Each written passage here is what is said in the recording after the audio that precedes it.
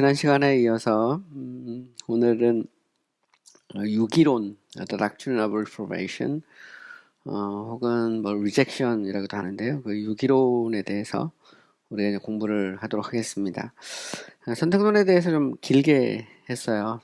여러 주에 걸쳐서 했는데, 보통 뭐 신대원에서는 이제 그 3시간씩 하니까 좀 더 그 많은 양을 좀 빠른 시간에 끝낼 수 있는데, 저희는 1시간 뭐 반도 채 안 되는 것 같아요. 그래서 저희가 1시간 20분 6, 22 해서 거의 뭐 그래도 뭐 한 2시간 좀 못 되죠. 2시간 좀 못 되긴 한데 어쨌든 좀 자세히 했습니다. 그리고 이제 저희가 목표가 그 구원론을 한 1년 정도에 하는 거기 때문에 좀 여유를 가지고 좀 자세히 하고 있고요.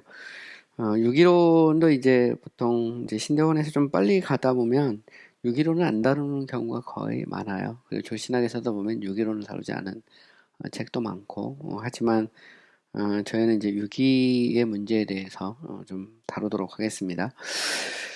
우리가 선택론을 이야기하면 유기론을 이야기하지 않을 수가 없어요.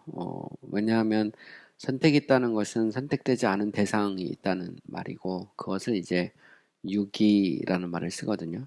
영어에서는 이제 rejection, 거절했다라고 이렇게 쓰기도 하고, reprobation에서 이제 reprobation이라는 말 자체가 이제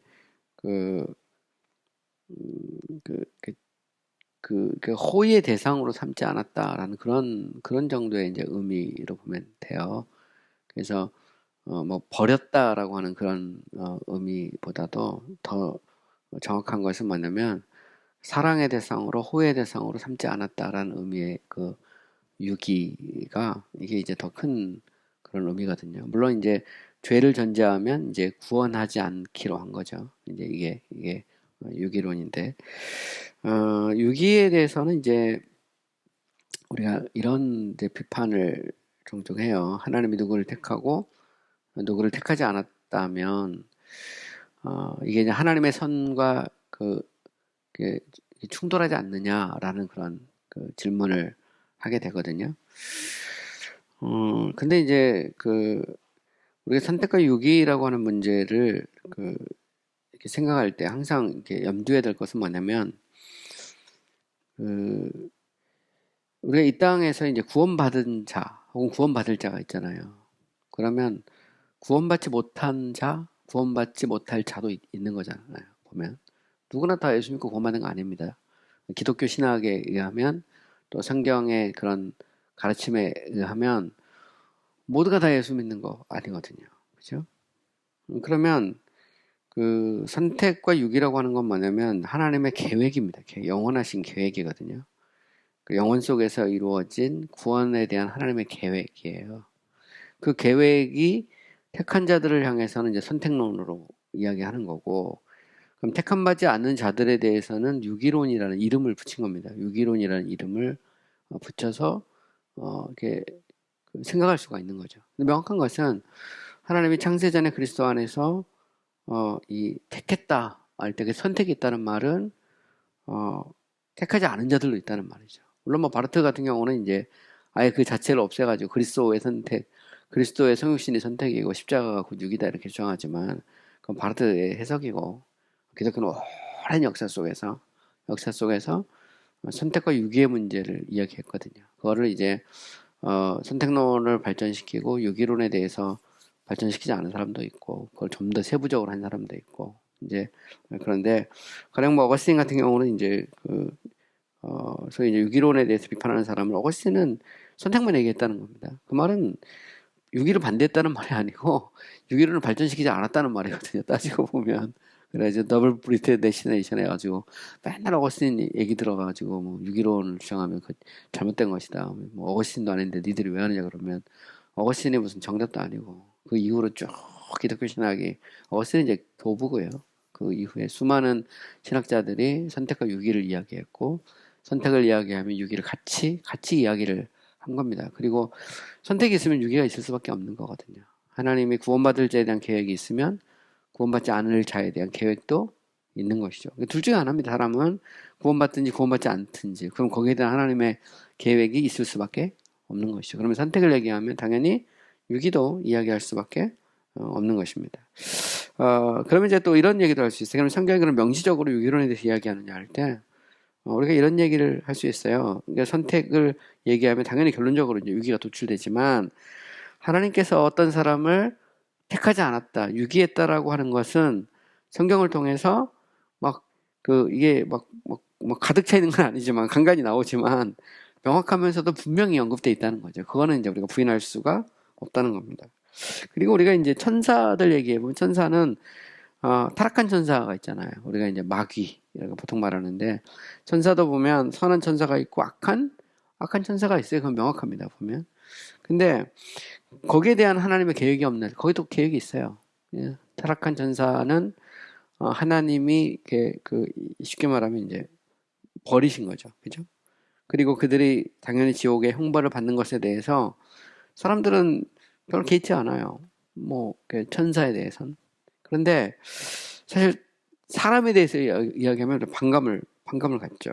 그 이유는 간단합니다. 그것은 천사와 우리는 굉장히 거리가 멀리 떨어져 있는 것처럼 느끼고, 반면에 이제 사람을 누굴 택하고 누굴 택하지 않았다 그러면 이거는 이제 어떤 우리의 본성의 편견은 이제 위배가 되니까 사람들의 여기에 대해서 문제를 제기하는 겁니다. 근데 어쨌든 분명한 것은 뭐냐면, 선택이 있으면 논리적으로 보면 유기도 있는 거고, 그러면 성경은 선택만 얘기하느냐, 유기도 이야기를 하고 있다라고 말할 수밖에 없다는 겁니다.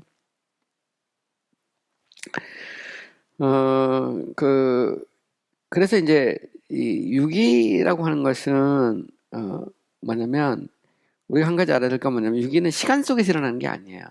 사물이 됐든 사람이 됐든 직분이 됐든 유익이 됐든 그 어떤 쓰임이 됐든, 그거는 이제 시간 속의 이야기가 아니고, 유기는 영혼 속에 있는 하나님의 계획이죠. 그 말은 계획이 없이 어떤 일도 일어나지 않는다면 구원받지 못할 자에 대한 하나님의 계획도 인정을 해야 된다는 거죠. 이 두 개가 서로 때려 뗄 수 없는 그런 관계가 있다는 거를 우리는 이제 말하지 않을 수가 없다는 겁니다. 그래, 이런 면에서 이제 선택과 유기를 이야기할 수밖에 없는 것이죠. 이 말은 결국 유기라는 건 뭐냐, 하나님께서 영혼 속에서 자신의 공의를 나타내려고 어떤 사람에게 사랑과 자비를 베풀지 않기로 작정을 했다는 겁니다. 그러니까 택한 백성이 있다면 택하지 않은 백성이 있는 것이죠. 택한 백성에게는 사랑과 자비가 나타나면, 택하지 않은 백성에게는 하나님의 거룩과 공의가 나타나는 거죠. 그러니까 천국과 지옥이라는 것도 그렇습니다. 천국이라는 것은 하나님의 사랑과 자비가 영원히 나타나는 곳이라면 사랑이, 지옥은 뭐냐, 하나님의 공의와 거룩이 영원히 나타나는 곳이 지옥이죠. 근데 거기에는 하나님의 의지가 사실 들어있습니다. 의지. 그죠? 이렇게 하고 저렇게 하고. 여기서 우리는 하나님의 주권을 인정하지 않을 수밖에 없는 것이죠. 왜 하나님이 누구를 택하고 누구를 택하지 않느냐라고 하면, 과거에 그러면 우리나라 조상들 얘기해 보면 한 150년 전에, 그러면 기독교가 이 땅에 들어오기 전에 그 조상들은 다 지옥 갔는데, 이런 얘기 이제 많이 하잖아요. 보면 성경의 원리로 보면 그렇습니다.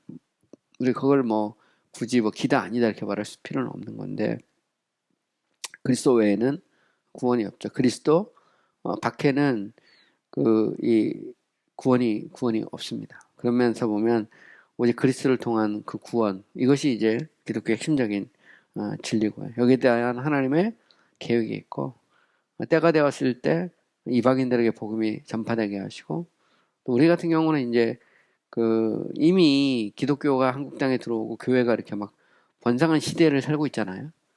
이것도 이제 하나님의 어떤 섭리와 계획 속에 있는 것이죠. 거기에 대해서 우리가 다 알지 못하지만, 그러나 그렇다고 해서 우리가 여기에 대해서 이제 반론을 제기할 수는 없다는 겁니다. 왜? 이 땅을 다스리고 통치하시는 분이 하나님이다. 그러니까 결국은 기독교 신학이라는 것은 하나님이 전제되어 있어요.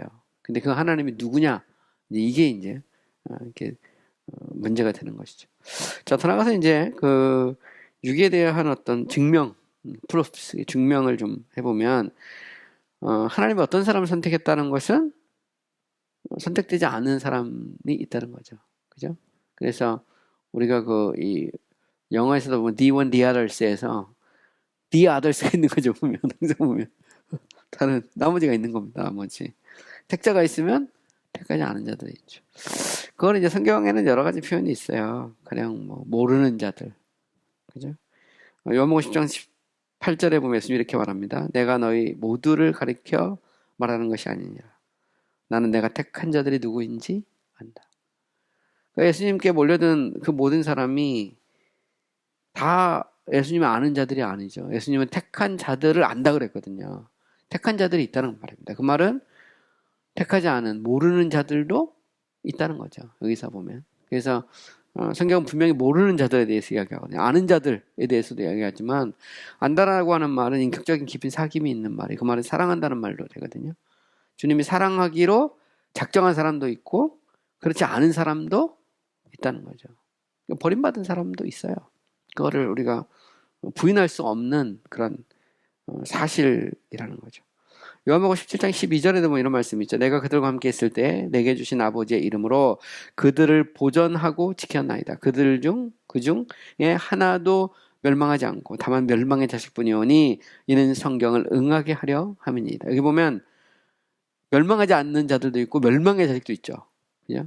주님이 알고 그 사랑하는 그 사람들은 보전하고 지켰단 말이에요.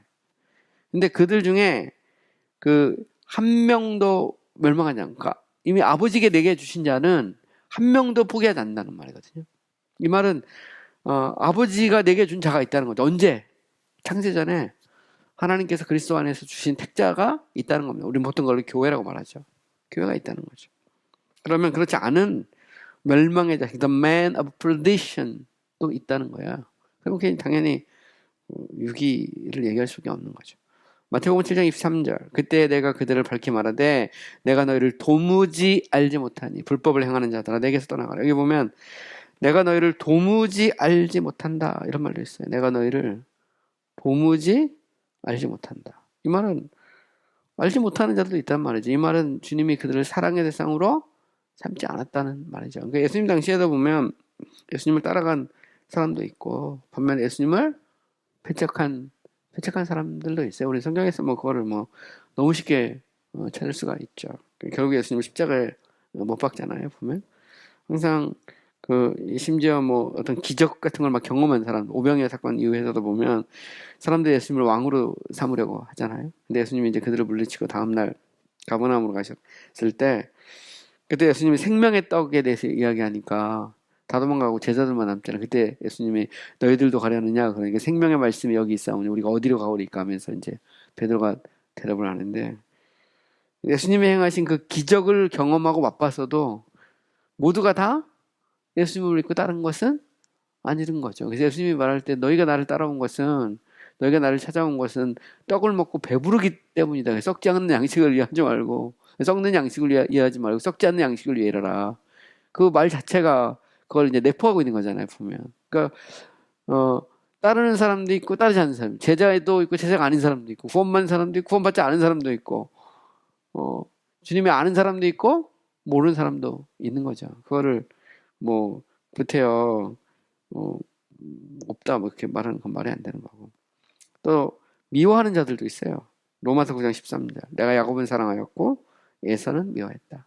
이건 제가 이제 이 선택론에서 이야기할 때도 좀 얘기를 했었는데, 여기 보면 야곱을 사랑하고 이제 에서를 미워했다 할 때, 좀 더 야곱을 사랑하고 에서를 미워했다 할 때, 여기서 이제 이 사랑과 미움이 이게 창세전에 일어나는 거죠. 창세전에 야곱을 사랑하고, 이 에서를 미워했다 할 때, 여기서 이제 미움, 우리 유기로니까 미움이라고 할 때 미움은 적극적인 측면도 있고 소극적인 측면도 있다는 거예요. 적극적인 측면이라는 것은 이거는 이제 어떤 죄를 전제하는 거죠. 보면 소극적인 것은 그렇지 않을 수도 있어요. 가령 예를 들어서 예수님께서 누구든지 나를 따라오려거든 자기를 부인하고 나를 따르라. 내 형제와 자매와 심지어 내 목숨까지 미워하지 않냐면 능히 나의 제자가 되라 했을 때 내 부모도 미워하고 형제와 자매도 미워하라는 건 죄 때문에 미워라는 말이 아니거든요. 거기서 미움이라는 것은 그잖아요. 나보다 더 사랑하지 말라는 의미거든요. 소극적인 의미거든요. 그렇지 않습니까? 그런 의미에서 미움을 얘기하죠. 심지어는 원수를 사랑하라 할 때 그 사랑도 장길 같은 경우는 이제 그 주석에 보면 그거를 이렇게 구분해요. 이 토마스 왓슨이나 이제 토마스 그린 같은 경우도 그렇고, 그 이제 그 에베소서 주석 같은 데도 보면 그 사랑이라는 것도 그 적극적인 면도 있고 소극적인 면도 있다는 거죠. 그 원수를 사랑하라는 것이 그 원수를 막 다 끌어안아가지고 가슴이 터질 만큼 막 그러라는 것도 있지만, 또 소극적인 측면에서는 거리를 두고 원수갑지 않는 것도 소극적인 의미의 사랑일 수 있다, 이렇게 얘기하거든요. 그래서 그거를 이제 좀 적용의 측면에서 이렇게 구분해 주는데, 야곱을 사랑하고 에서를 미워했다 할 때 이제 타락전 선택설에서는 죄를 전제하지 않고 하나님이 야곱을 사랑하고 에서를 미워했다, 이렇게 주장하죠. 이런 면에서 이제 그 하나님의 선택에서 선택이 꼭 죄를 전제해야 되느냐, 이렇게 주장하는 겁니다. 타락구 선택설에서는 이제 야곱을 사랑하고 에서를 미워했다 할 때 둘 다 죄인인데, 그 중에서 야곱을 사랑하고 에서를 미워하기로 했다, 이렇게 이제 해석을 합니다. 어쨌든 분명한 것은 뭐냐면, 그 사랑하는 자도 있고 미워하는 자도 있다. 그거는 뭐 부인할 수 없는 사실이죠.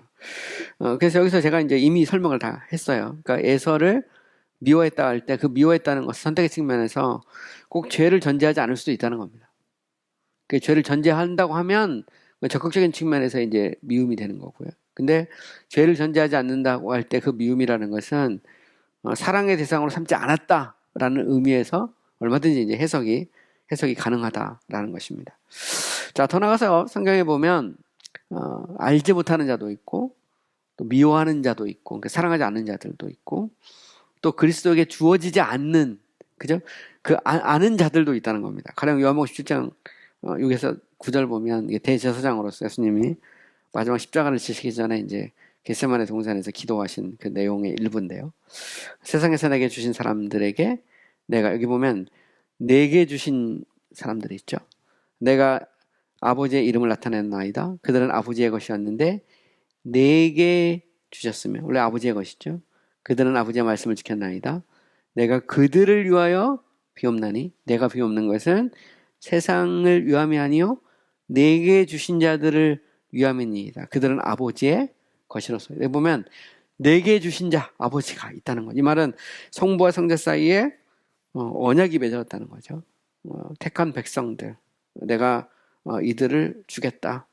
그리고 그리스도께서 내가 이들을 위해서 피 흘리고 내가 이들을 구속하겠다. 이게 쉽게 말하면 언약이 맺어졌다는 겁니다. 이걸 이제 소위 구속 언약, 이렇게 말하죠. 구속 언약. 그래서 The Covenant of Redemption.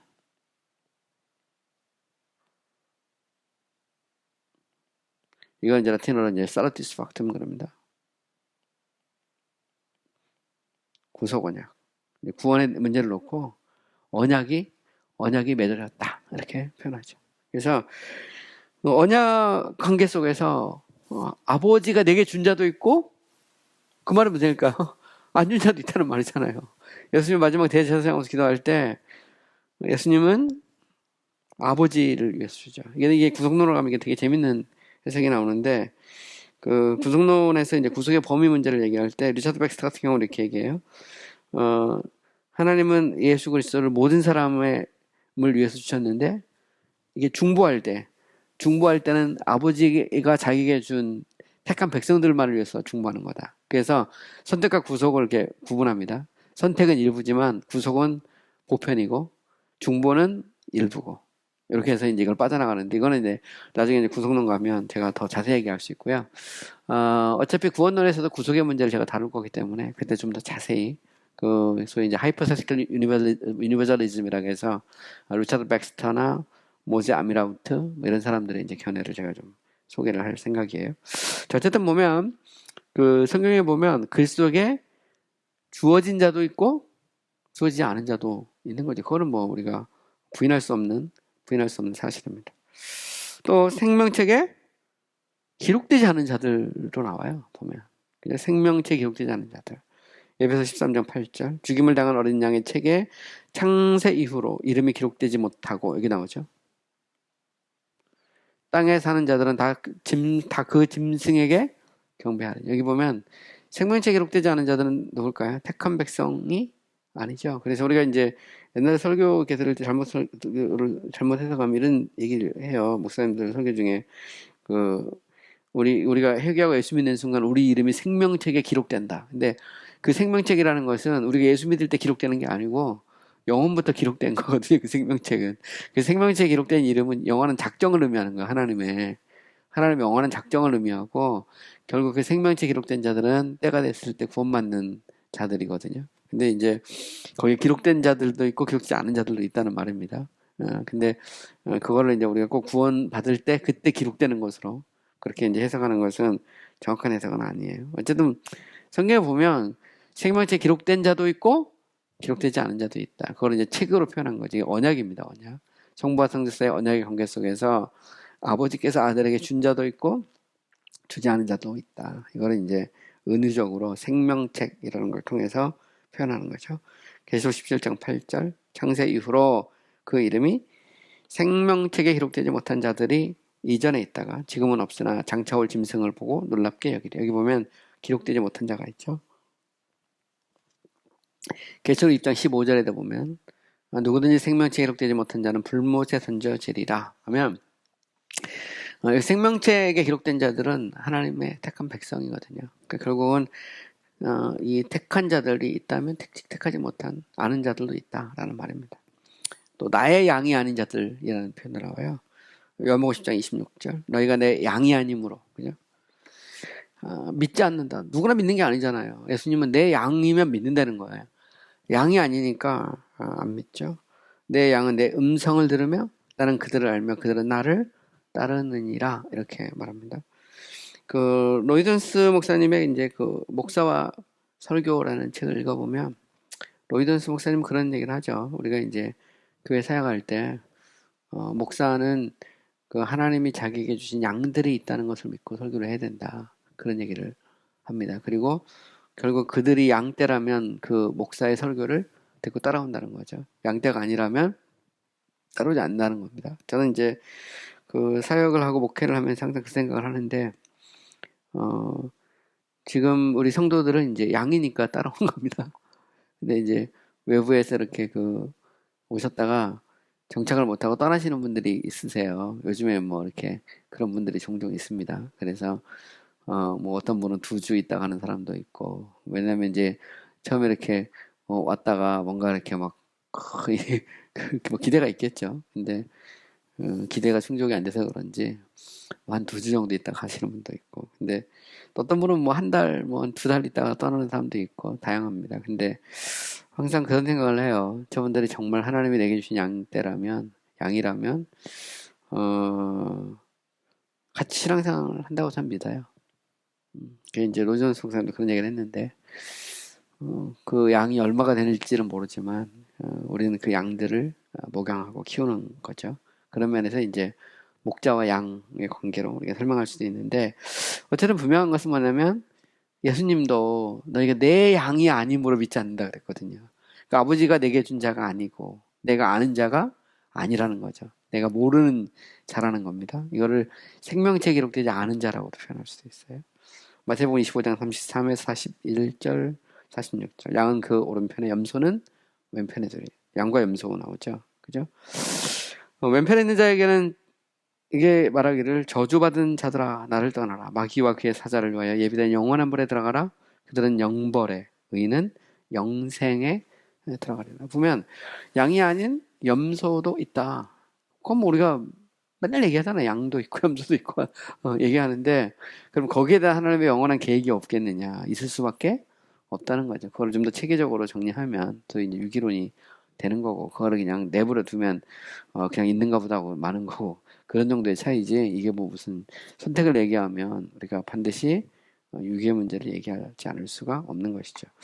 자, 선택의 효과가 나타나지 않는 자들이 있어요. 택한 백성은 부르심을 받을 때 거기에 대해서 응답하죠. 그죠? 그래서 로마서 8장 30절에 보면 또 미리 정하신 그들을 부르시고 부르신 그들을 의롭다. 이게 체인입니다. 황금사슬인데 골든 체인이에요. 그래서 하나님의 선택, 소명, 칭의, 영화 이게 일종의 골든 체인이거든요. 그래서 하나의 사슬입니다. 그래서 원어적으로 봐도 다 연결되어 있어요. 이게 엔드에서 이게 붙어 있습니다. 이 말은 택한 백성이면 반드시 부름을 받고 부름을 받은 자들은 의롭다함을 받고 의롭다함을 받은 자들은 끝까지 견인해서 영광에 이른다는 겁니다. 이게 이제 황금사슬이죠. 이게 골든 체인인데 모두가 문제는 부름을 받는 것은 아니죠. 그죠? 그건 뭐 명확합니다. 또한 복음을 듣지 않고 죽은 자들이 있어요. 그건 뭐 명확하지 않아요. 그 예수 믿지 않는 사람들 뭐 얼마나 많습니까? 또 뭐 꼭뭐 어떤 뭐 히틀러나 스탈린 뭐 이런 사람 얘기 안 해도 그죠? 얼마나 이 땅에 믿지 않고 죽는 사람들이 많아요. 그럼 거기에는 하나님의 계획이 없느냐? 그래서 그것을 아무 계획이 없이 그냥 인간에게 맡겨가지고 믿으면 할렐루야 그러고 안 믿으면 할 수 없고 이게 말이 되냐는 거죠. 하나님이 우리가 전지하다, 그죠? 영원하다, 편재하다, 그죠? 전능하다라고 말하면 이미 전지하시고 전능하시고 영원하고 편재하신 하나님께 기도하면 그 속에 그게 다 들어있는 거예요. 그러면 전지라는 건 모르는 게 없잖아요. 그 말은 하나님의 계획이 없이 이 땅에 일어나는 일이 어디에 있어요? 그건 말이 안 되는 거지. 로마 10장 14절 그런즉 그들이 믿지 아니하는 일을 어찌 부르리요? 듣지도 못한 일을 어찌 믿으리요? 여기 보면 듣지 못한 사람도 있죠. 그러니까 전파하는 사람이 필요한 것이죠. 요즘에 뭐 지구상에서도 보면 아직 복음을 듣지 못한 사람도 많습니다. 물론 뭐 요즘 인터넷 시대이기 때문에 뭐 그 누구든 이제는 열면 다 되는 쉽게 전파되는 그런 때고요. 만약 예루살렘에 복음이 전파돼야 다 끝난다고 그걸 물리적으로 다 말한다면 이미 끝이 와도 뭐 10번은 더 왔어야 되는 그런 시대입니다. 점점 이제 지금 뭐 인터넷으로 뭐 그냥 열면 다 되잖아요. 걸리는 게 뭐가 있어요.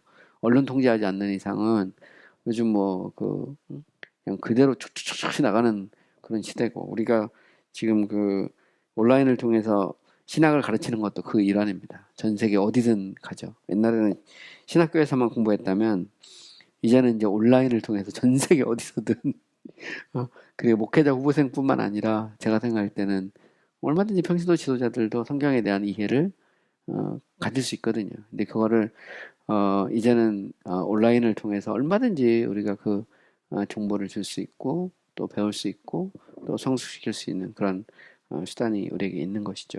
뭐 그렇다고 이제 주님이 언제까지 안 오시진 않을 것 같고 택한 백성의 수가 차면 이제 주님이 오시겠죠. 자, 율법이 없이 죄를 짓다 망하는 자들도 당연히 있죠. 그건 뭐 명확합니다. 로마서 2장 12절 무릇 율법이 없이 범법한 자들은 또한 율법 없이 망하고 무릇 율법이 있고 범죄한 자는 율법으로 말미암아 심판을 받으리라. 그러니까 결국 율법을 없이 죄를 짓다 망하는 사람이 있는 건 뭐 명확합니다. 그럼 여기다 하나님의 계획이 없겠느냐? 있다면 그거는 이제 유기론을 얘기할 수 있는 거죠. 네 번째, 믿음으로 의롭다 하심을 받지 못하고 정죄받는 그죠? 이 생명으로 책정되지 못한 자들이 있다는 겁니다. 그러니까 의롭다 하심을 받지 못한 자들도 얼마든지 있는 거죠. 예수 안 믿으면 의롭다함을 못 받으니까 당연히 있을 수밖에 없는 겁니다. 그래서 고린도전서 11장 32절 우리가 판단을 받는 것은 주께 징계를 받는 것이니 이는 우리로 세상과 함께 정죄함을 받게 그러니까 예수 믿으면 의롭다함을 받는다는 말은 정죄함 받지 않는다는 말이죠. 근데 그게 이제 그 속에 내포되어 있는 겁니다.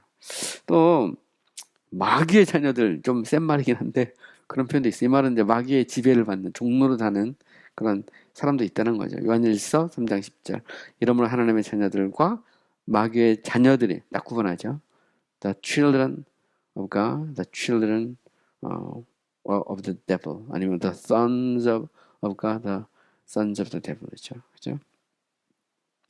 딱 보면 성경엔 그러니까 하나님의 지배를 받는 성령의 지배를 받는 자들도 있지만 악한 영의 지배를 받는 자들도 있다는 겁니다. 성경은 명확하게 선언하고 있는 것이죠. 또 영원히 처벌받는 자들도 성경은 당연히 있습니다. 영생과 영벌에 대해서 이야기하죠. 지옥에 대해서 제일 많이 이야기하신 분은 예수님이세요. 예수님이 지옥에 대해서 제일 많이 말씀하셨죠. 그것도 아주 리얼하게 꺼지지 않는 불, 바닥이 없는 구덩이 이런 거죠. 이 죽지 않는 벌레 이게 다 예수님이 하신 표현입니다. 보면 지옥에 대한 묘사거든요. 은유적인 표현이기도 한데 가장 리얼한 인간이 고통을 느낄 수 있는 가장 강한 어조의 표현이에요. 예를 들어서 번지 점프를 했는데 바닥이 없이 떨어지기만 하는 거예요. 따지면 불 속에 들어갔는데 불이 안 꺼져. 그죠? 벌레가 안 죽어. 막 거기서 막 계속 막 그 후라이가 되는데 안 죽는 거죠. 예수님의 표현입니다. 근데 그러면 우리는 이런 얘기 하잖아요. 어떤 사람이 지옥에 가니까 정말 어떤 사람 한쪽에서 막 뛰고 있고 한쪽에서는 막 그 저기 그 기름가마에 들어가려고 대기하고 있고 한쪽에서 보니까 막 벌레가 막 하고 있는데 자기 환상에서 봤다. 제가 볼 때 그 가짜일 확률이 거의 99.9999%입니다. 그거 제가 볼 때. 뭐 그런 환영을 받을 수는 있죠. 근데 그게 이제 지옥에 대한 묘사입니다. 묘사. 묘사란 말은 모르죠, 우리가. 근데 분명한 것은 지옥이 있고 그 지옥은 하나님이 없는 곳이고 가장 고통이 있는 그런 곳이죠. 영생과 영벌에 대해서 성경은 명확하게 묘사하고 있고요. 예수님도 우리에게 가르쳐주고 있죠. 그 말은 하나님과 하나님의 생명과 행복을 작전낸 사람도 있고 영원히 처벌을 받을 자도 있다는 겁니다. 여기다 하나님의 계획이 있다는 겁니다. 자, 그리스도께서 부르시는 자들도 있지만 내쫓는 자들도 있죠. 그죠? 콜링을 받는 사람도 있지만 그렇지 않은 자도 있어요. 마태복음 7장 23절에 보면 불법을 행하는 자들아 내게서 떠나가라. 이게 예수님이 한 편입니다. 그러니까 불법을 행하고 떠나가는 사람도 있다라는 겁니다. 또 나를 떠나 그죠? 마귀와 그 사자들을 위하여 예비된 영영한 불에 들어가라. 이런 것들 다 종합을 해보면 택하지 않은 자도 있다는 거죠. 거절당하는 자도 있다라는 것을 우리가 어렵지 않게 알 수 있다는 겁니다. 그래서 우리 성경을 통해서 우리는 택한 자도 있고 택함을 받지 못한 자들도 있다라고 하는 것은 어렵지 않게 알 수 있다는 겁니다.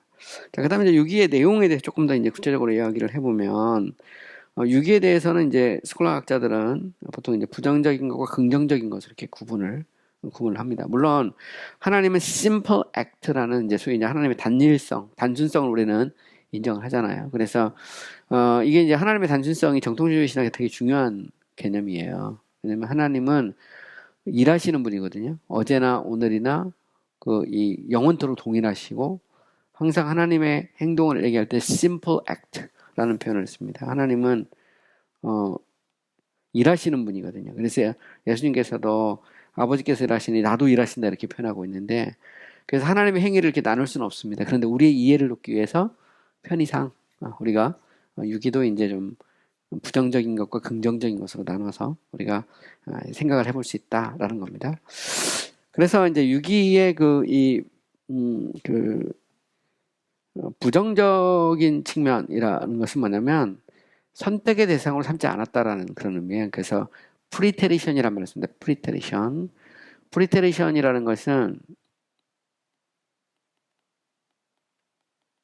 이거는 이제 또 다른 말 non-election 이렇게 표현할 수 있어요.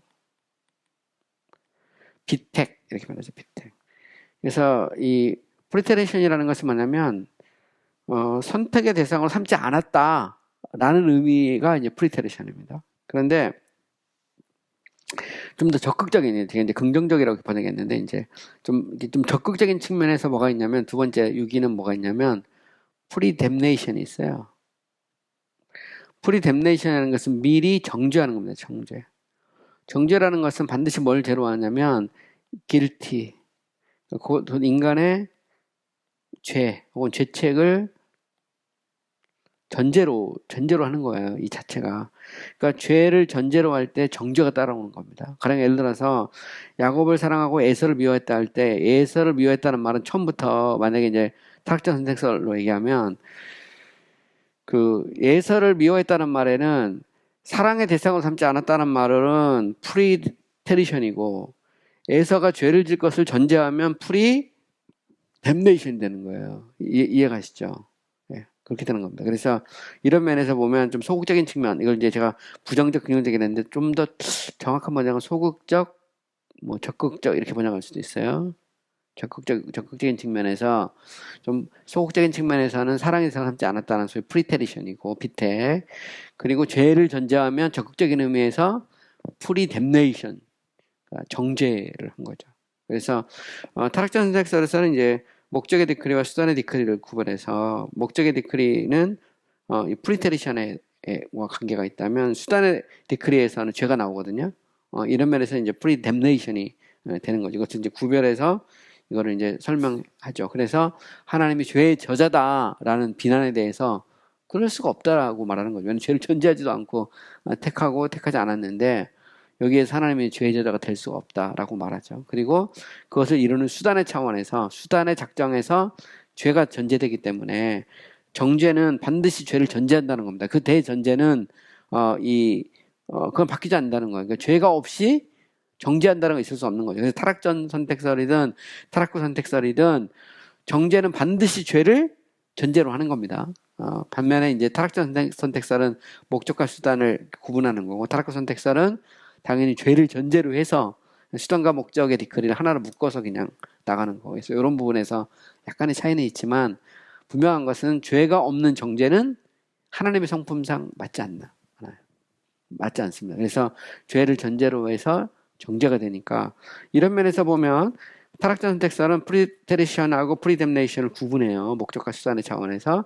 반면에 타락전 선택설은 이것을 하나로 묶습니다. 근데 신학적 정교함으로 보면 타락적 선택설이 훨씬 더 정교합니다.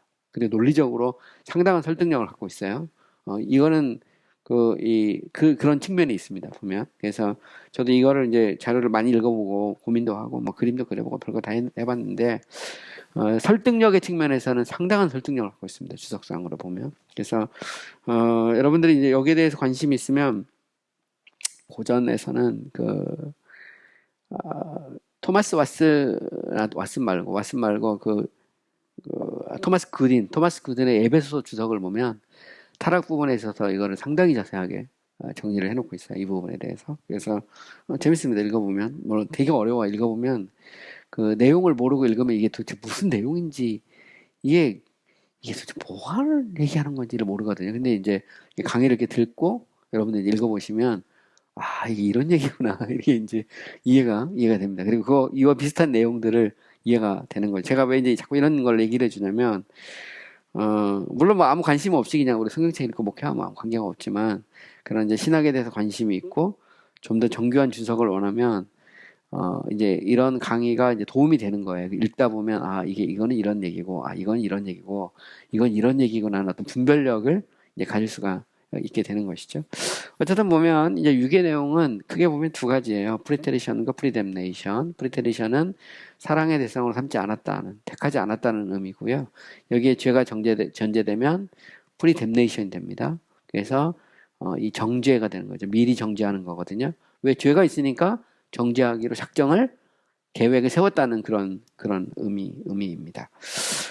프리테리션에 대해서 이미 제가 사실은 이제 설명을 이미 했어요. 제가 말로 설명을 했는데, 타락적 선택선에서 목적에 디크리는 가능성이잖아요. 가능성으로 일부를, 이 창조하기로 한 그 인간의 일부를 가능성의 측면에서 사랑의 대상으로 삼지 않기로 하셨다. 이게 이제 프리테리션입니다. 이것은 이제 타락전 선택설에서 이야기하는 그 핵심적인 내용이고요. 아직 피조되지 않았기 때문에 당연히 죄가 고려되지가 않고 죄의 어떤 그런 이 하나님의 죄의 저자가 될 수 없다는 얘기가 나오고 있어요. 그리고 이제 보면 이미 제가 설명했는데 내가 야곱을 사랑하고 에서를 미워했다 할 때 여기서 미움에 꼭 죄가 전제될 필요가 있느냐 할 때 전제되지 않고 그냥 미움의 대상으로 사랑의 대상으로 삼지 않았다는 면에서는 프리테리션이고요. 죄가 전제돼서 프리뎀네이션으로 가면 그거는 이제 당연히 이제 정죄가 되는 거죠. 이제 그거를 우리가 구별해 설명할 수가 있습니다. 타락과 선택사는 그것을 통합해서 이야기하는 거예요. 제가 이미 다 설명을 했기 때문에 그냥 넘어가겠습니다. 프리뎀네이션도 역시 마찬가지죠. 그러니까 죄를 전제하고 정죄를 하는 거죠. 그래서 가령 예를 들어 유다 사절에 보면 이는 가만히 들어온 몇 사람이 있습니다. 그들은 애적부터 이 판결을 받기로 미리 기록됐다 보면 정죄 판단이거든요. 그러니까 결국 죄가 전제가 되는 거죠. 하나님의 계획 속에서. 그래서 애적부터 할 때 이 애적부터는 이 자체가 뭐냐면 before the foundation of the world예요. 세상의 기초가 놓여지기 전에, 창세 전에 이미 판결을 받았다. 이런 표현입니다. 로마서 1장 24절. 그러므로 하나님께서 그들의 마음의 정욕대로 내버려 두는 거죠. 그것은 정죄의 심판입니다. 그러니까 결국 잘 보시면 생각해 보세요. 은혜하고 심판은 한번 잘 생각해 보세요. 정죄로 갈 수도 있어요. 이건 은혜는 이제 호의죠. 호의를 베푸는 겁니다. 은혜라는 값 없이. 그죠? 이거는 이제 심판하는 건데, 은혜라는 건 뭐냐? 은혜는 하나님이 간섭하는 거예요. 내버려 두지 않고. 특히 타락부 선택설에서 보시면 인간이 다 죄인이잖아요. 모두가 아담이 범죄한 이로 다 죄인인데 하나님 계획 속에서 자 모두가 죄인이죠. 근데 이 중에서 하나님이 어떤 사람에게는 호의를 그죠? 어떤 사람은 내버려 두잖아요. 결국 이제 정죄로 갑니다. 그러면 내버려 둔다는 말을 하고 우리 이제 이게 내버려 두는 건데 이 말은 무슨 얘기냐면 요런 얘기가 되는 거예요. 하나님이 호의를 베풀었다, 은혜를 베풀었다는 말은 하나님이 간섭을 한다는 말입니다. 내버려 두지 않고. 내버려 두지 않는 거죠. 그래서 이거를 영어로 표현하면 인터셉트 한다고 그러는데 농구 같은 거 할 때 이렇게 팍 끼어들어가지고 공을 뺐잖아요. 그걸 인터셉트 한다고 그러잖아요. 내버려 두면 그냥 멸망의 형벌을 받을 수밖에 없어요. 강박한 상태로. 그죠? 그러면 은혜라는 건 뭐냐? 하나님이 내버려 두지 않고 간섭을 하는 거예요. 가령 예를 들어서 사울이 이 다메섹에 있는 예수 믿는 사람들을 잡으러 갈 때 다메섹 도상에서 부활하신 그리스도가 나타나잖아요. 그래서 사울아 내가 왜 나를 핍박하느냐. 이 말은 간섭이 시작된 겁니다. 하나님의 간섭이. 하나님이 때가 되었을 때 그를 부르는 거죠. 콜링을 하는 겁니다. 그런데 심판은 뭐냐? 그의 강박한 마음의 상태로 내버려 두는 거예요. 간섭하지 않고 내버려 두는 거예요. 그러니까 내버려 두는다는 것 자체가 심판입니다. 보면 간섭한다는 게 은혜죠. 보면 그러니까 부모도 그냥 사랑하지 않으면 내박주 쓰죠. 근데 부모는 자녀를 사랑하면 자녀에 대해 간섭을 합니다. 밥을 먹었냐? 학원 갔다 왔나? 아니면 지금 인간관계를 제대로 하고 있는지, 직장생활을 제대로 하고 있는지 부모는 늘 체크가 하죠. 안테나가 있습니다. 제 아들이 지금 미국에서 직장생활 하는데 아내하고 저하고 제 안테나가 미국에 가 있어요. 그래서 가끔 한 번씩 체크를 합니다. 건강을 한지, 직장생활은 잘 하고 있는지, 뭐, 부모가 만약에 내버려 두면 부모가 아니잖아요. 보면 간섭을 하죠. 우리는 항상 보면 그건 뭘까요? 사랑한다는 증거잖아요. 근데 만약에 내버려 진짜 말 그대로 그냥 내박쳐 둬버렸다 그러면 그냥 관심이 없는 거죠. 관심 자체가. 그럼 남남이잖아요. 남남. 하나님이 은혜를 베푼다는 말은 간섭한다는 말입니다. 하나님이 내버려 두지 않고 우리 옛날식 표현을 보면 다리 몽둥이를 부러뜨리더라도 하나님 앞에 무릎을 꿇게 시킨다 이렇게 표현하잖아요. 그죠? 하나님이 간섭을 하죠. 그래서 제가 아는 그 목사님이 이제 미국에서 제가 만난 분인데 한 번은 같이 그 얘기 하더라고요. 근데 그분 원래 사업가 미국에서 그 사업을 하시다가 신학교에 와서 목사가 되신 분이세요. 근데 어떻게 목사가 됐는지를 얘기를 해주시더라고요. 자기가 사업을 하는데 정말 사업을 잘해가지고 저쪽 산호세 그쪽에서 빌딩도 갖고 있었대요. 근데 그 빌딩에 개척교회를 하나 내줬대요. 교회를 그 빌딩에 세를 받고. 근데 한 번은 화장실에 가서 이렇게 화장실 갔는데 아니 화장실 간 게 아니라 한 번은 그 교회 앞에 지나가는데 막 기도를 하는데 이 빌딩을 우리에게 주십시오 하고 막 기도를 하더라는 거예요. 그래가지고 화장실에 갔다가 목사를 만나는데 하도 기분이 나빠고 야 목사한테 이 건물을 달라는 게 말이 되냐? 그럼 이거 날 보고 망하라는 거지. 그래가지고 멱살 잡고 싸웠다 이 사람이. 다시는 그거 하지 말라고 그런 쓸데없는 기도 해가지고 사람 그 속 뒤집어 놓지 말고 이거 이 건물 나 줄 생각도 없고 팔 생각도 없으니까 그런 쓸데없는 기도하지 말라고. 근데 결국은 망해가지고 그 건물은 그 교회한테 팔고 그리고 자기가 더 재밌는 게 있어요. 그때 충격을 받아가지고 몸이 마비가 됐대. 그래가지고 병원에 누워 있었대요. 근데 교회에서 신방을 온 거예요. 신방을 왔는데 그때 거기에 자기가 예수를 믿었대요. 그리고 마비가 풀리고 그리고 나서 그분이 그 얘기하더라고. 그럴 줄 알았으면 일찌감치 하나님 앞에 바칠 건데 이래도 뺏기고 저래도 뺏기는 건데 그래서 나중에 이제 결국에 이제 그분이 목사가 됐어요. 신학을 하고 목사가 됐는데 그런 간증도 하더라고요. 보면 그러니까 하나님이 이제 간섭하는 거죠. 제가 아는 목사님은 20대 때 위암에 걸려가지고 사형 선고 받고 병원에 누워 있는데 술 직전에 순복음교회 집사님들 두 분이 오셔가지고 전도할 때 거기서 예수 믿고 눈물 흘리고 주님 영접하고 그렇게 딱 개복했는데 이게 이 유암이 사라져가지고 그분도 신학하고 목사 됐어요. 보면 가끔 이렇게 보여줘 이게 무슨 흔적인지 아냐고 저희한테 보여주고 그러는데 바로 그때 20대 때 자기가 20대 때 개복을 했대. 예. 뭐 그런 간증도 있고요. 근데 어쨌든 모르겠어요. 좀 극단적인 거죠. 좀 극단적인 예인데 대부분의 경우는 이제 그렇게 하지 않죠. 우리가 우리 삶 속에서 주님을 만나는데 어쨌든 분명한 건 뭐냐면 은혜라는 것은 간섭하는 거죠. 근데 심판은 정죄는 내버려 두는 겁니다. 이 로마서적인 그런 표현이죠. 근데 여기에 대한 하나님의 계획이 있느냐? 있다는 겁니다. 그러니까 하나님이 아무 계획도 없이 있다가 예수 믿으면 그 순간에 아이고 이제 예수 믿었구나. 안 믿으면 아 이게 끝까지 안 믿네. 그래가지고 얘를 응?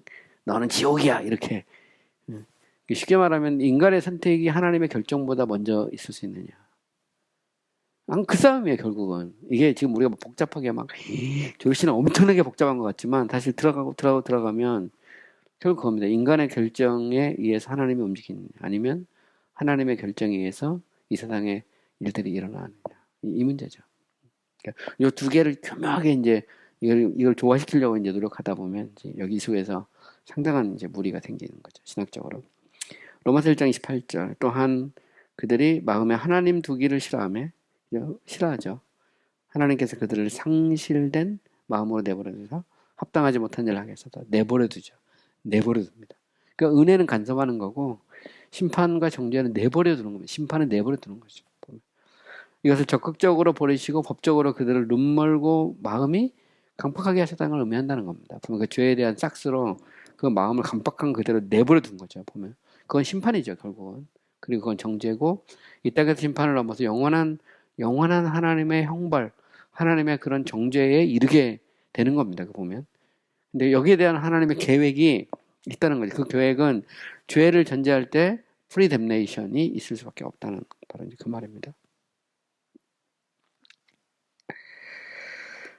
여기는 이제 타락자 선택설에서 이제 이미 제가 얘기했는데요. 그 수단의 작정에서 죄를 고려하고 하나님은 죄의 저자가 될 수 없다라는 그런 얘기를 좀 쭉 하고 있는 겁니다. 자, 그 다음에 이제 이 유괴 내용, 유괴 내용은 유괴 대상이 누군가와 직접적으로 관련되어 있다는 거죠.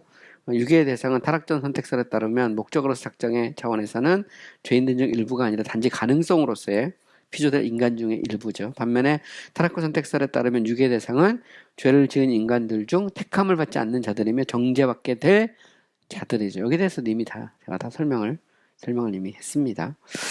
자, 그 다음에 유괴 원인에 대한 얘기를 좀 할게요. 이미 선택론에서 이제 거의 다 다뤘기 때문에 유괴론은 좀 빨리빨리 넘어갈 수 있습니다. 자, 유괴 이피션 코즈. 자, 유괴는 누가 한 거냐? 하나님이라는 거죠. 하나님. 작정이니까. 선택과 유괴라는 것은 이 땅에 일어날 일에 대한 특히 인격적 피조물의 운명에 대한 하나님의 계획이에요. 원인적 근거죠. 그러니까 이건 하나님이 전제된 겁니다. 하나님의 계획이죠. 하나님. 그러니까 당연히 그 원인은 하나님입니다. 이피션 코즈는 하나님일 수밖에 없는 거죠. 모든 것을 하나님은 자신의 영광을 위해 만드셨고 악한 자들을 악에 대해 심판하실 날을 위해 만드신 분도 하나님이라는 겁니다. 그래서 이게 참 어렵죠. 우리가 성품을 얘기할 때 하나님의 선 얘기했어요. 제가 하나님의 선에서 은혜, 사랑과 은혜, 사랑. 그 다음에 여기서 이제 소위 이제 선택 이렇게 가거든요. 이 순서대로 그냥 쭉 연결하면. 근데 여기서 이 선에는 은혜도 있지만 하나님의 이 거룩과 의로움과 심판도 있거든요. 하나님의 성품에는 거룩의 심판으로 가잖아요. 죄를 전제로 하면. 그죠? 거룩의 심판으로 넘어가는데, 이 모든 것을 통해서 하나님 뭘 이루냐면 자신의 선을 이루어요. 하나님은. 그래서 우리가 선이라고 할 때, God is good. God's goodness. 이 선에는 우리는 늘 좋고 행복하고 이런 것만 생각하잖아요. 근데 이 선에는 하나님 심판도 있습니다. 이 선에는. 그래서 선이라는 것은 하나님의 이 사랑과 거룩이 동시에 나타납니다. 두 개가 이렇게. 그래서 이 두 개가 동시에 나타나는 그런 측면에서 순서가 약간 헷갈리는데 이걸 바꿔야 될 것 같아요. 하나님의 선, 사랑, 은혜, 선택. 이렇게 맞는 것 같아요. 그래서 사랑과 거룩을 짝을 맞추거든요. 그래서 이 두 개, 그러니까 사랑과 그 다음에 은혜와 의를 짝을 맞추고. 자, 어쨌든 보면, 이 사랑과 거룩이라고 할 때, 하나님의 사랑할 자를 사랑하고 미워할 자를 미워할 수 있는 거죠. 보면. 그걸 통해 하나님은 선을 이루십니다. 자, 데살로니가전서 5장 9절. 하나님이 우리를 세우심은 노하심에 이르게 하심이 아니요 오직 우리 주 예수 그리스도로 말미암아 구원을 받게 하려 하심이라. 여기 보면 구원 받는 거죠. 구원이라는 것은 뭐냐면 노하심의 대상이 아니죠. 그죠? 진노가 아닙니다. 사랑의 대상이에요. 근데 노하심의 대상도 있다는 겁니다. 가령 로마서 9장 22절. 만약 하나님의 그의 진노를 보이시고 그의 능력을 알게 하고자 멸하기로 준비된 진노의 그릇도 있다는 게 반대입니다. 반대. 위에는 노하심에 이르지 않게 하는, 그죠? 소위 사랑의 대상도 있습니다. 구원받는 자도 있고 진노의 그릇도 있다는 거죠. 근데 이걸 누가 하셨느냐? 하나님이 하신 거예요. 하나님이. 결국은 구원에 따른 선택도 유기도 하나님이 하신 거다. 입션 코제라는 지금 이 면에서 제가 이제 이야기를 한 거고요. 자, 이것은 뭘 의미하냐면 하나님의 주권적인 행동이죠. 이 땅에 일어나는 모든. 그러니까 이 땅의 모든 것에 대해서 이 모든 것이 저절로 우연히가 아니라는 겁니다. 이 우주 만물과 우리가 살고 있는 이 세상이 하나님의 계획에 따라서 움직이는데 이것은 하나님의 기쁘신 뜻에 따른 결과죠. 결과. 원인이 없는 결과가 없듯이 이 모든 것이 저절로 우연이 아니라면 우리는 신의 존재를 상정할 수밖에 없고 그 하나님은 이 모든 것을 다스리고 통치하잖아요. 우리가 저 성경적으로 보면. 그 하나님이 세상을 만드신 거고, 그리고 이 세상에는 인간도 있고, 인간에게는 결국 구원받을 자도 있고, 구원받지 않을 자도 있고, 이 모든 것에 대한 계획이 하나님의 계획이, 이건 하나님의 주권적인 행동이라는 거죠. 이것은 생각도 지혜도 없는 인위적이면 억압적인 것이 아니라는 겁니다. 하나님의 자유로운 뜻에 따라서 어쩔 수 없이 하나님이 세상을 만들고 어쩔 수 없이 뭐 이렇게 누구를 심판하고 그죠? 그건 아니라는 겁니다. 근데 이거는 이제 되게 이러는 건 나중에 가면 이런 걸 수도 있어요. 우리가 이제 하나님의 사랑이나 이런 걸 이제 뭐 보편으로 막 두기 시작하면 막 하나님이 막 사랑하는데 어쩔 수 없이 우리를 지옥에 보내는. 그거는 정통신학에서는 있을 수 없어요.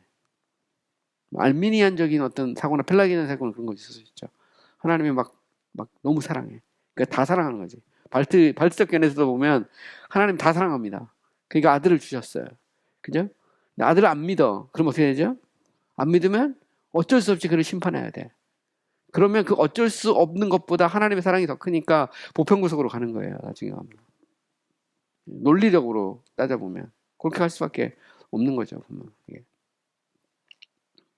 근데 어쨌든 보면 선택이 하나님의 주권적인 행위라면 그 유기도 하나님의 주권적인 행위일 수밖에 없는 거예요. 보면. 그죠? 그리고 선택이 하나님의 공의와 일치하면 유기도 하나님의 공의와 일치하는 거죠. 버림도. 왜냐하면 하나님은 죄를 전제로 타락후 선택설 같은 경우 그리고 심지어 타락전 선택설이라도 목적은 하나님의 영광을 위해서 교회를 세우는 거고 그 교회를 세우기 위한 수단의 디크리로 죄를 전제하거든요. 왜냐하면 그리스도의 구속이 따라오니까 이런 면에서 보면 하나님이 누구를 선택하고 누구를 택하지 않을 때 이건 불의하지 않다는 겁니다. 하나님의 주권이에요. 누구를 택하고 누구를 택하지 않았다고 할 때 우리 감히 항변할 수 있게 이제 바울이 이제 로마서에서 토기장의 비유를 통해서 하는 얘기가 그거거든요. 하나님이 누구를 택했다고 해서 어떤 그릇을 자비의 국률로, 그러니까 국률의 그릇으로 어떤 그릇을 진노의 그릇으로 삼았다고 해서 피조물인 우리가 하나님께 항변할 수 있느냐? 이게 이제 바울의 대전제입니다. 대전제. 그러니까 하나님은 하나님이라는 거죠. 인간은 피조물이고 이게 이제 그 대전제가 깔려 있는 겁니다. 그러니까 하나님이 어떤 분이냐 할 때 창조주와 피조물이라는 그 엄청난 그 갭, 그죠? 존재 그 자체와 그 존재에서 파생된, 피조된 존재자와의 어떤 그 차이는 엄청난 거죠, 보면. 그 엄청난 갭이 있는데, 이 존재가 이제 어떤 분이냐, 완전하신 분이라면, 당연히 그분의 하는 모든 행동은 주권적 행동이고, 그것은 그분의 성품, 특히 그의 공의와 일치한다는 겁니다. 왜냐하면 하나님은 죄를 전제하지 않고 심판하지 않기 때문이죠, 보면. 이것은 또 하나님의 선과 유배되지 않는다. 제가 이미 이야기했는데 하나님의 성품 중에서 특히 윤리적 성품 중에 상위에 제일 위에 올라가는 성품이 선이에요. 관계적 성품에서. goodness 안에는 사랑과 거룩이 같이 들어간단 말이죠. 그래서 지옥은 뭐냐? 거룩이 영원히 드러나는 곳이에요. 사랑은 천국은 하나님의 사랑이 영원히 드러나는 거죠. 그죠? 지옥은 결국 이 거룩이 하나님의 의를 통해서 정죄와 심판으로 영원히 드러나는데 그걸 통해 하나님은 자신의 선을 드러내고 영광을 영원토록 받는 거죠. 결국 이 모든 걸 통해서 이게 이제 이 정통신학의 중요한 어떤 그런 요소인데 결국 육이라는 것은 하나님의 선과 유배되지 않는다는 겁니다. 왜? 모든 인간이 다 하나님의 것이고 하나님은 자신의 완벽한 손상이 없이 이걸 할 수 있다는 겁니다. 마태복음 20장 15절 내 것을 가지고 내 뜻대로 할 것이 아니냐 내가 선함으로 악하게 보느냐 예수님께서 하신 말이죠. 이 말은 되게 놀라운 말입니다. 예수님은 하나님이란 말이죠. 내 것을 가지고 내 뜻대로 할 것이 아니냐 내가 선함으로 악하게 보느냐 주님은 선하신 분이죠. 단지 좋다라고 하는 윤리적으로 따뜻하고 뭐 이런 정도의 부모와 자식 간에서의 어떤 fatherhood, 어떤 부성애 정도가 아니라는 겁니다. 우리는 항상 알아야 될 게 뭐냐면 하나님의 fatherhood를 우리는 자꾸 자식과 부모 이 정도의 한계를 지으려는 그런 경향이 있어요. 그래서 우리가 예수님에 대해서 설명할 때도 기독론에 가보면 목사님들이 자꾸 설교하는 것 중에 자식이 잘못하면 부모가 자기가 막 회초리를 막 맞는 것처럼 예수 그리스도가 회초리를 맞았다. 그게 십자가다 이렇게 말하지만 그건 반절은 맞고 반절은 틀릴 수도 있어요. 왜냐면 그거는 그냥 유비에 불과합니다. 유비. 비유죠, 비유. 비유인데 그 비유가 완벽한 비유가 될 수는 없거든요. 왜냐면 하나님의 심판은 사실은 지옥에까지 보내거든요. 부모는 자식이 잘못하면 지옥에 보내지 않습니다. 그잖아요. 그 정도 아니에요. 부모하고 아버지의 하나님 아버지와 우리와 애를 얘기할 때 하나님은 주권자고 통치자입니다. 그죠? 주권자고 통치자이신 하나님은 죄에 대해서 심판하시죠. 그걸 통해서 하나님이 불의하느냐? 그렇지 않다는 겁니다. 그래서 하나님의 선과 유배되지 않는다는 거죠. 하나님은 타락한 천사들에게 자비를 베풀지 않죠. 그죠? 그런데 하나님의 타락한 인간들 중에 어떤 사람에게 자비를 베풀고 나머지 사람들에게 자비를 베풀지 않고 정죄하시는 것이 불의한 것인가? 그죠? 우리가 이걸 이제 생각을 해봐야 됩니다. 그래서 보면 지옥은 타락한 천사들, 마귀와 그리고 이 소위 하나님의 택하지 않은 정죄받은 자들이 함께 영원히 고통을 받는 곳이 지옥이죠. 자, 오히려 하나님이 멸망을 받아야 될 진노의 그릇을 오래 참으시는 것이 선한 게 아닌가. 그게 이제 오히려 그걸 물어야 된다는 거죠. 로마서 2장 4절 홍대가 하나님의 인자하심이 너를 인도하여 회개하게 하심을 알지 못하여 그의 인자하심과 용납하심과 길이 참으심이 풍성함을 멸시하느냐. 하나님은 참죠. 그 이유는 뭘까요? 구원받을 자들이 있는 거죠. 또 하나님은 보편적으로 또 일반인적인 차원에서 은혜를 베풀어 주십니다. 이제 그런 면에서 오히려 원망할 것이 아니라는 거죠. 네 번째, 하나님의 유괴의 행위는 하나님의 자비와 지혜와 그의 약속과 부르심의 진실성과 신실함과 그의 거룩과 정의에 위배되지 않는다는 거죠. 충돌하지 않는다는 겁니다. 자, 유괴를 하게 하는 그런 동기 혹은 원인. 그러면 하나님으로 하여금 일부를 택하고 일부를 택하지 않게 하는 어떤 동기가 뭐냐 말이죠. The moving and impulsive cause가 뭐냐라는 겁니다. 그건 인간의 죄가 아니고 하나님의 측량할 수 없는 선하신 뜻이라는 거죠. 그죠? 죄는 영원한 사망과 진노와 정죄를 받게 하는 공로적 원인이죠. 메리트로스 코즈입니다. 죄의 삭은 사망이고 하나님의 진노가 불의로 진리를 막는 사람들에게 나타나죠. 죄는 정죄의 원인이지만 유기의 원인은 아니다. 이게 되게 어렵습니다. 잘 생각해 보세요. 자, 인간이 죄라는 것은 죄는 정죄의 원인이죠. 이거의 메리터리어스 코즈입니다. 코즈. 공로적 원인이에요. 죄라는 건 죄 자체가. 이 죄는 정죄에 이르죠. 근데 이 죄가 하나님의 선택과 유기의 문제에 있어서 이 죄가 유기의 공로적 원인이 될 수 없다는 거죠. 그죠? 결국은 뭐냐면 이 죄라고 하는 것은 뭐냐면 이게 이 죄가 유기의 그런 어떤 메리트러스 코즈가 아니라는 겁니다. 보면. 그러니까 결국 선택과 유기라는 것은 하나님의 기쁘심 결정이에요. 선하신 뜻입니다. 하나님의 주권적인 뜻이죠. 여기에서 수단의 측면에서 죄는 들어올 수 있을지 몰라요. 어떤 경문의 사건으로. 그러나 그럼에도 불구하고 죄가 유기의 궁극적인 원인이에요. 죄 때문에 버린다. 죄 때문에 너를 버렸다. 이렇게 보기는 어렵다는 겁니다. 이게 되게 이제 어려워요.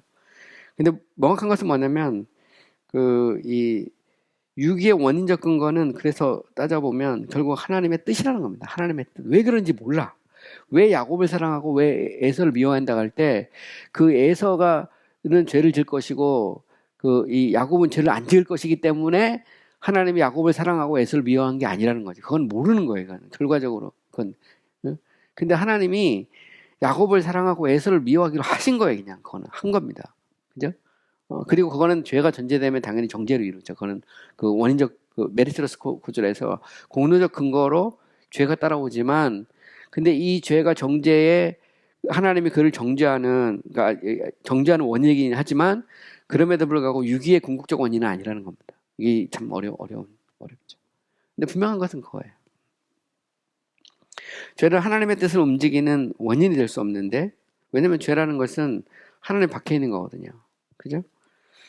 하나님 밖에는 어떤 것도 하나님을 움직일 수 없기 때문이다. 만약 그렇게 되면 하나님이 가능태가 되잖아요. 그죠? 진료가 됩니다. 만약 하나님의 뜻이 움직여진다면 하나님은 사람의 뜻과 행동에 의존하게 될 것이다. 만약 죄가 작정 그 자체 원인이라면 모두가 거절되죠. 다 죄니까. 그럼 그 죄 때문이라면 다 거절해야 되잖아요. 그죠? 근데 그 중에 일부를 택하죠. 그 말은 무슨 얘기일까요? 하나님이 사랑을 베풀기로 한 겁니다. 거기에는 하나님의 선하신 뜻이 죄보다 먼저라는 겁니다. 항상. 그러니까 His own pleasure가 하나님의 선하신 뜻이, 그죠? 하나님의 선하신 뜻, good will이라고 할 수 있어요. 이 하나님의 기뻐하심이 먼저라는 거예요. 죄보다. 이걸 이제 이야기하는 거죠. 왜냐하면 죄가 하나님의 이 선택과 유기의 원인이라면, 그러면 시간 속에서 일어날 것이 하나님의 계획의 원인적 근거가 된다는 거죠. 그거는 안 맞다는 겁니다. 유기의 최종적 원인 혹은 목적은 하나님 자신의 영광이라는 거죠. 하나님 자신의 영광을 위해서 야곱을 사랑하고 에서를 미워할 수 있다는 겁니다. 이것은 모든 작정의 궁극적 원인이고요. 유기의 직접적인 목적은 죄를 지은 자들을 정죄함으로써 하나님의 정의 혹은 공의를 드러내는 것이다. 결국 이거는 유기는 심판으로 가니까 그것은 결국 하나님의 공의, 하나님의 정의를 영원토록 드러내는 거죠. 그것이 지옥입니다. 그리고 그 지옥이 어떤 곳인지를 예수님은 상세하게 아주 리얼하게 표현한 거죠. 리얼하게.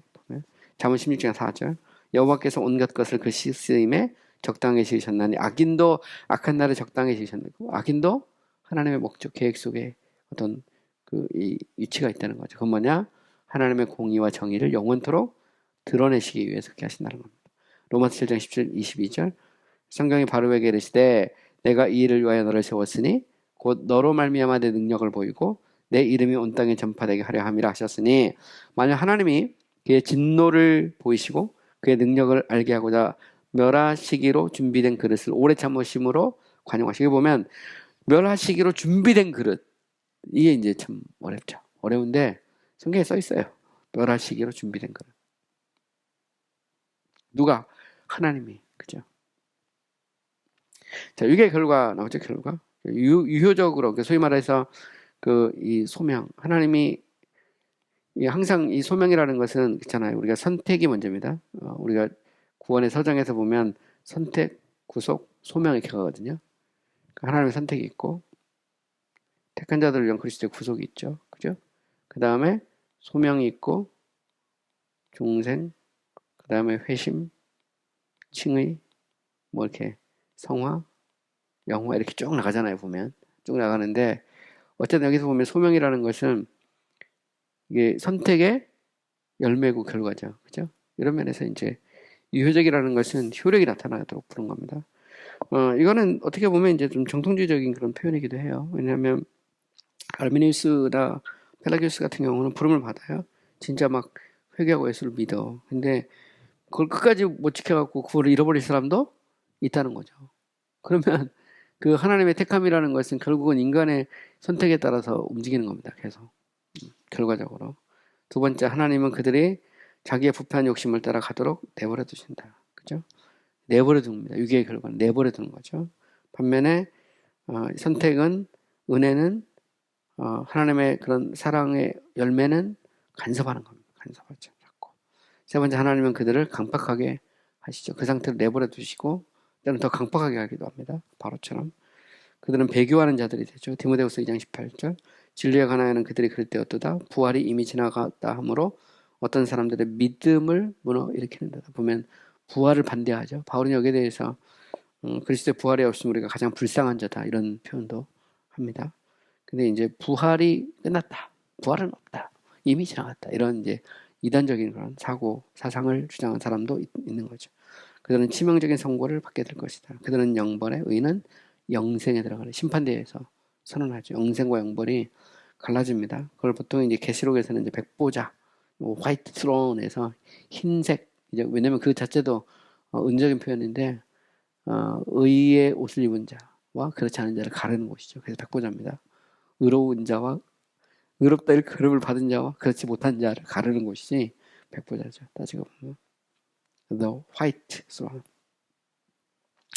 자, 유괴 시기는 이제 선택의 시기와 당연히 동일하죠.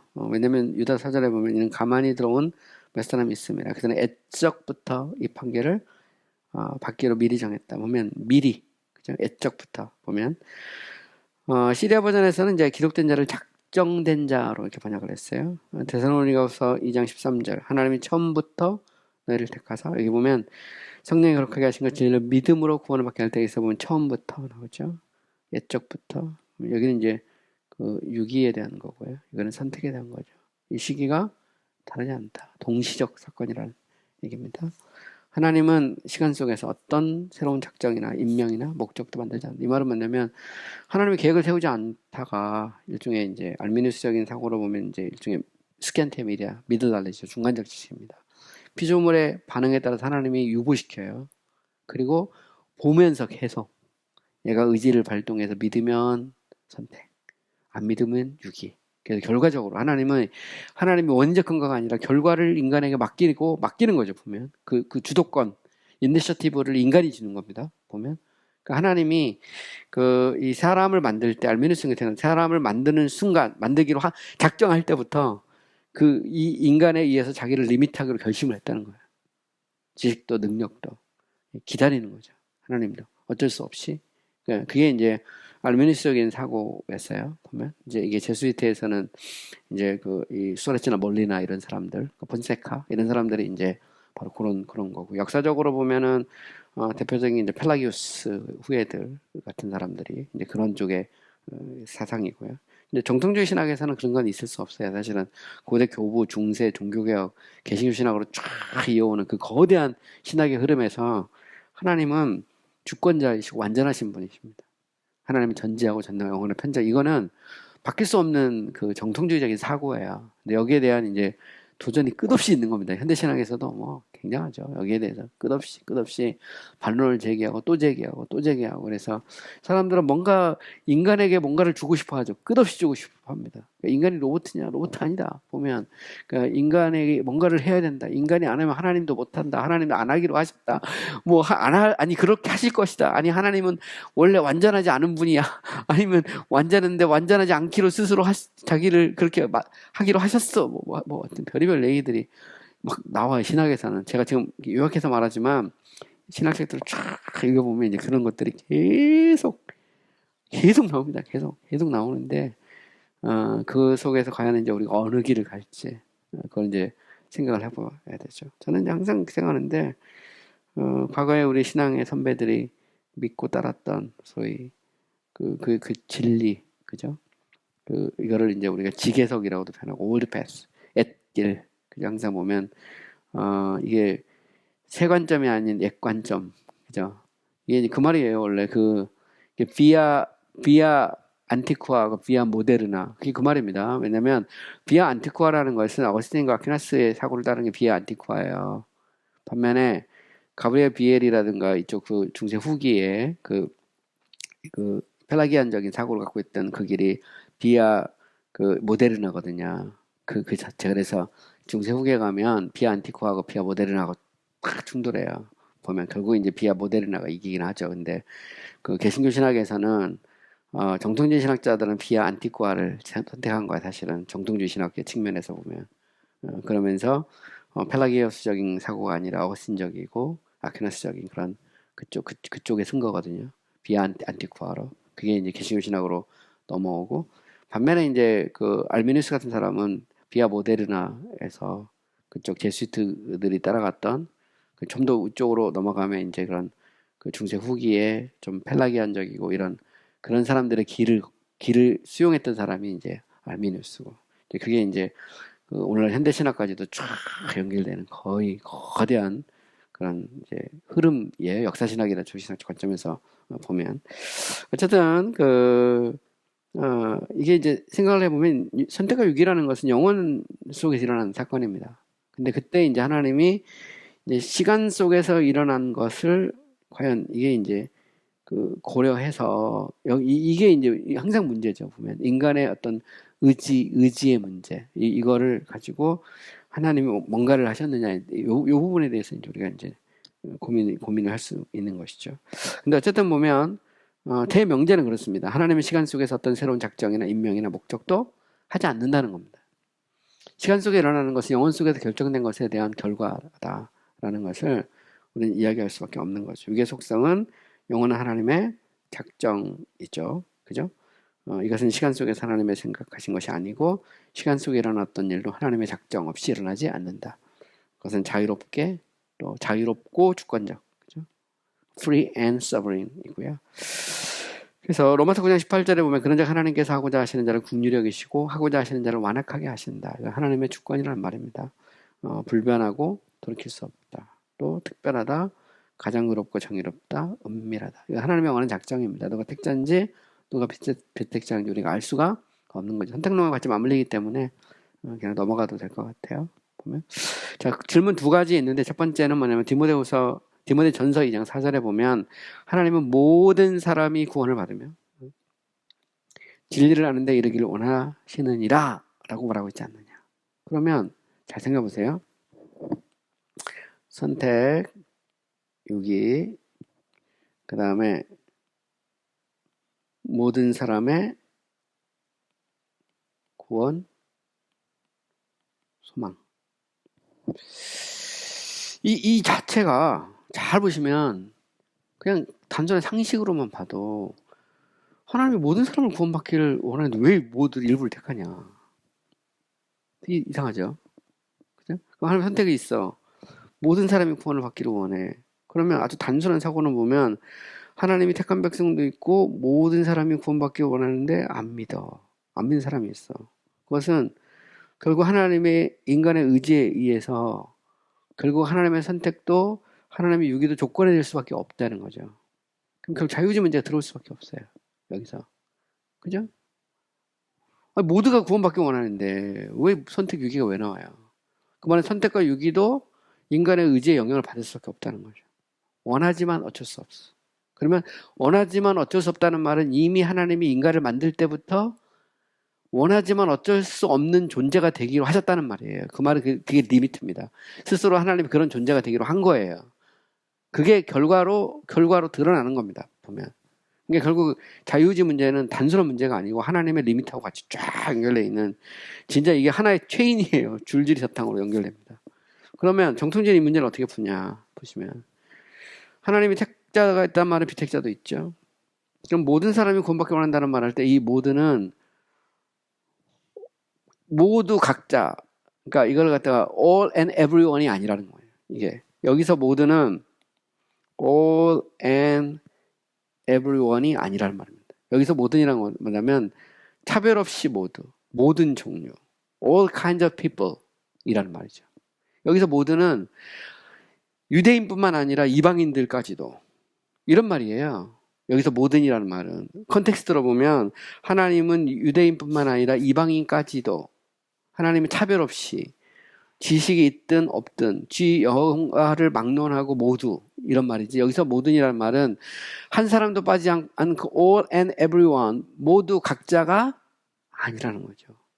그러면 정말 하나님이 예를 들어 생각해 보세요. 히틀러를 막 구원하기를 막 정말 원하셨는데 히틀러가 자기 의지로 그것을 꺾었기 때문에 어쩔 수 없이 히틀러를 하나님이 버린 거냐. 되게 희한하죠. 그런 문제가 따로 나와요. 그래서 이게 결국 이 모든 사람이 all and individual이냐 아니면 all manner of men of all nations and qualities냐. 이게 여기다 해석이 달라요. 그래서 여기서 모두는 all, 여기서 유대인뿐만 아니라 신약시대 사는 모든 불특정한 all indefinitely, 이제 all and everyone이 아니다는 말입니다. 이게 이제 정통주의가 해석하는 답이고요. 두 번째 질문. 베드로전서 3장 9절. 주의 약속이 어떤 이들이 더디다고 생각하는 것 같이 더딘 것이 아니라 오직 주께서는 너희를 위하여 오래 참으사 아무도 멸망하지 않고, 여기 또 세개 표현 나오죠. 다 회개하기를 원한다. 이것도 한번 생각해보세요. 자, 선택이 있죠. 당연히 6이 나옵니다. 자, 그러면 모두가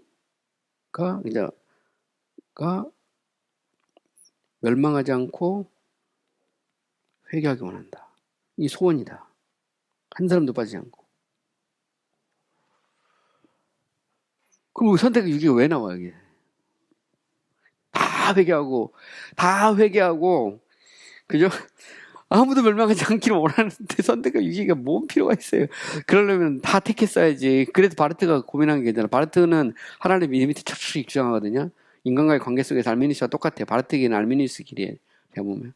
그러면 결국은 다 구원해야지. 그러니까 결국 선택과 6이라는 것은 기독론적으로 바뀌어서 그리스도가 사람 된 게 선택이고 그리스도가 십자가 못 박힌 게 6인 거예요. 보면. 십자가에서 노우 했다가 부활을 통해서 예스 했으니까 다 구원받는 거죠. 결국은 가면. 그리고 이것은 하나님은 아무도 멸망하지 않고 다 회개하기를 원한다는 것과 맞는다는 겁니다. 일치된다는 거예요. 근데 과연 이게 정확한 해석이냐. 이게 여기서 이제 해석학적인 문제가 따라오고 신학적인 이슈가 따라오는 거죠. 정통신학에서 그건 있을 수가 없어요. 그건 말도 안 돼. 그러니까 하나님이 정말 구원받기 원하면 다 구원받아야 돼. 진짜 보편구원으로 갈 수밖에 없어요. 그럼 여기서 아무도 멸망하지 않고 다 회개하기를 이른다 할 때 이 아무도라는 말하고 다 이게 누구를 지칭하느냐. 그죠?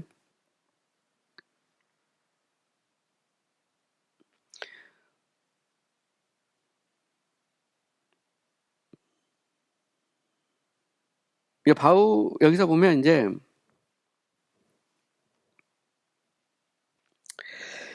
여기서 이제 아무도라고 할 때 여기서 이 아무도 다라는 것이 바울의 견해에서는 그래요. 이것은 모두 한 사람도 빠지지 않고가 아닐 수 있어요. 이건 얼마든지 문맥상에서 해석이 가능합니다. 그죠? 여기서 뭐가 있냐면 잘 보세요. 이 아무도하고 다가 어디에 걸리냐면 퀄리파이어 여기에 걸려요. 이거 보통 우리 양화사라고 그러는데 논리학에서 여기서 보면 다하고 아무도가 자 어떤 사람이 왜 주님이 안 오지? 막 그러는데 그러니까 여기서 베드로가 뭐라고 하냐면 하나님께서 너희에 대해서 아무도 멸망하지 않고 다 회개하기를 원한다 이렇게 말했어요. 그럼 여기서 아무도하고 다는 어디에 걸릴까요? 너희에게 걸려요. 너희에게 자꾸 불평하니까 왜 안 오지? 약속하고 그러니까 하나님이 너희를 위하여 이때 이 너희는 불특정입니다. 그죠? 택자가 있다는 거 아직도 구원받을 자가 있다는 거죠. 그 중에서 아무도 멸망하지 않고 회개하기 이른다는 의미로 해석이 가능하다는 겁니다. 문맥으로, 컨텍스트로. 그러니까 이 앞에 부분을 딱 빼고 이것만 딱 띄면요. 아무도 멸망하지 않고 다 회개하기 이것만 딱 띄면 당연히 그건 그렇게 되는 거예요. 선택 6이 의미가 없어요. 그런데 그러면 왜 이 소원이 안 이루어지느냐? 인간이 안 믿기 때문이다. 그러면 안 믿으면 결국은 아무리 소원해도 인간이 안 믿으면 어쩔 수 없다는 말이잖아요. 원하는데 결과가 안 일어나면 어쩔 수가 없는 거지. 그리고 하나님이 그런 분이냐? 여기서 이제 문제가 생기는 거예요. 근데 사실 이 문장을 잘 보시면 주의 약속이 어떤 이들이 어떻게 보세요? 어떤 이들이 더디다고 생각하는 것 같이 더딘 것이 아니라 오직 주께서는 너희를 대하여 오래 참으사 아무도 멸망하지 않고 할 때 여기서 너희들하고 아무도 다 너희들에게 다 걸릴 수 있어요. 해석학적으로 문맥상 컨텍스트로 보면. 그렇죠? 그러니까 우리가 이런 구절들 되게 많아요. 보면 이런 구절 되게 많은데 이게 이제 결국 이제 해석 싸움에 가면 요런 이제 논쟁을 우리가 여기서 보면 너희를 대하여 이렇게 나오죠. 여기서 그 말입니다. 베드로전서 2장 8절에 보면 또한 부딪히는 돌과 걸려 넘어지게 하는 바위가 되었다 하였느니라. 그들의 말씀을 순종하지 아니함으로 넘어지나니 이는 그들이 이렇게 정하신 것이다. 보면 그들을 이렇게 정했다 할 때 하나님의 작정에 대해서 이야기를 하고 있는 것입니다. 오늘은 여기까지 다 끝냈고요. 6기는 이제 정말 제가 깔끔하게 끝냈고 다음 시간에 창조에 대한 얘기를 좀 하려고요. 왜냐면 구원을 얘기하려면 창조를 얘기해야 되니까 창조, 타락 뭐 이쪽에 해서 강의를 한 2번 정도 할 것 같아요. 창조론하고 타락에 대해서 이야기하고 그 다음에 그리스도의 구속에 대한 얘기를 하도록 하겠습니다. 네, 수고하셨습니다.